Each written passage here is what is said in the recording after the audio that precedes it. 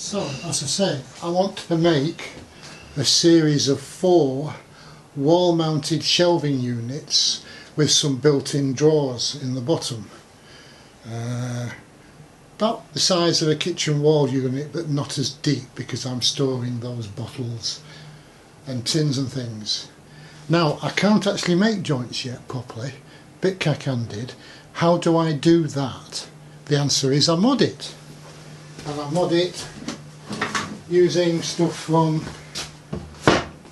those nice people at IKEA. This is the wider of the 2 Moppe small parts birch ply cupboards. Nice birch ply. Shame about the thin MDF in the bottom, but I'm not going to be storing any heavy stuff in. So if I can't make joints for the carcassing for the wall units, how do I do it? I make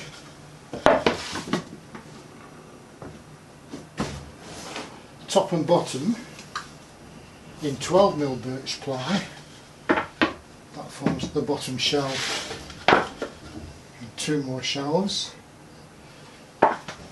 Sized as a standard kitchen cupboard, gives me 2 shelves on top that fits the taller bottles and the tins and things.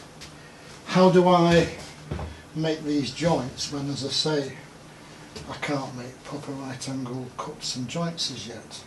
Well, the answer is I cut them on the track saw, slightly oversized but based on the size of the mop.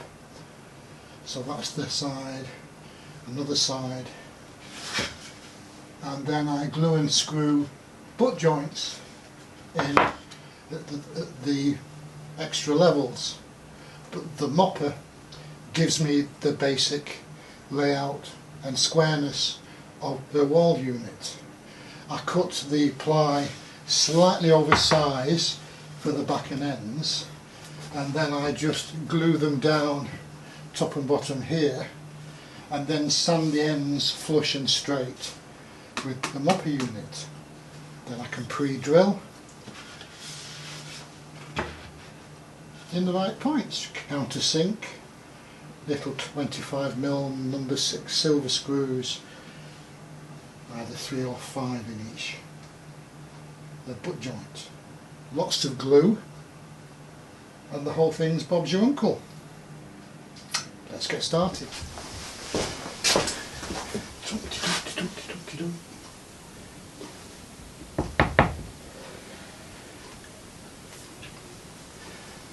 I'm averse to using that because if I chop the top off, I have a tendency to lose a lot of glue through drying out.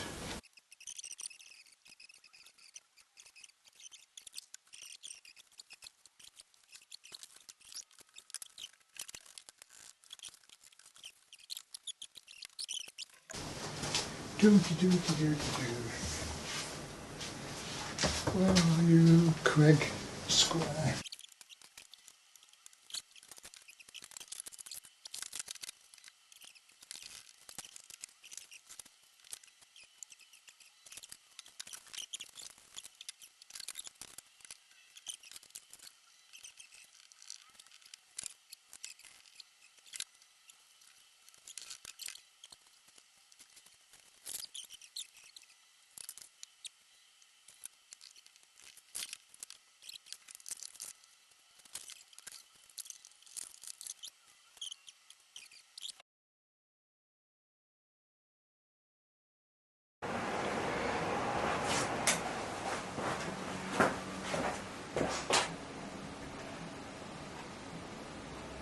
Right, I'm staining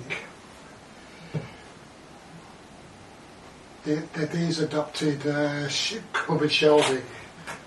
I'm staining it light oak, and I'm seriously considering doing the drawer fronts in mahogany to follow the colour scheme up at the top of the thing. Now, I had a problem initially with another tin of light oak. I put it on a narrow one and it seemed very dark. It seems to be fading a bit now, it's really drying out. The thing is, I've started with a fresh can and it's looking quite a bit lighter. I think I got the other can contaminated with some red mahogany, maybe with the sponges I was using. Anyway, it's coming on lighter than it was. Now, somebody suggested using shellac as a sanding sealer before I stained it. So I thought I'd try that out, and I've been testing it on the back of the boxes.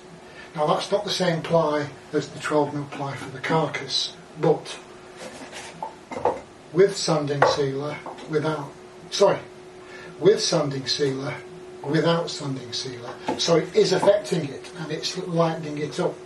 Just one coat of sanding sealer. Got this from Tool Station, I think. I get confused because where I buy Tool Station and Screwfix are back to back on the same industrial estate. So it's difficult to remember where I've been. Anyway, one coat of that sanding sealer and it's worked. But the difference is, it's a couple of shades. So I've treated them with the sanding sealer. And it went a long way. So now I'm using a sponge. And I'm getting it everywhere. This is why I'm wearing the boiler suit. If I spread it out, remember I'm not making fine furniture here.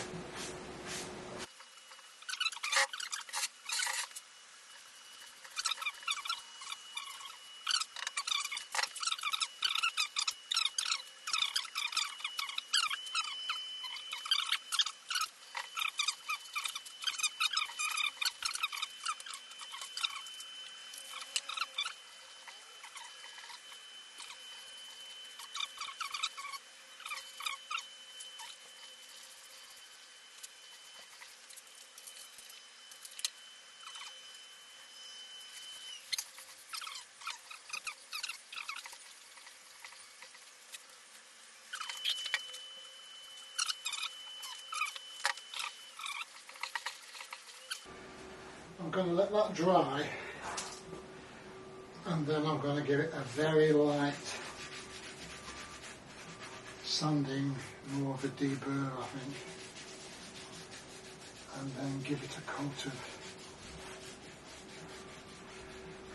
I think I've got some satin on that poly and I think I've got some hard wax, so I might just try the different finishes. I quite like that.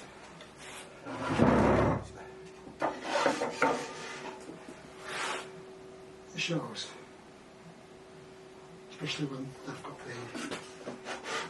the satin poly on.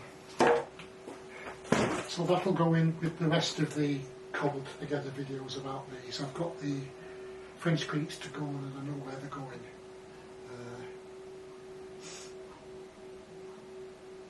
Because of the spacing and the height I want to put them, there's a bit of jiggery pokery to do. I'll have them on two.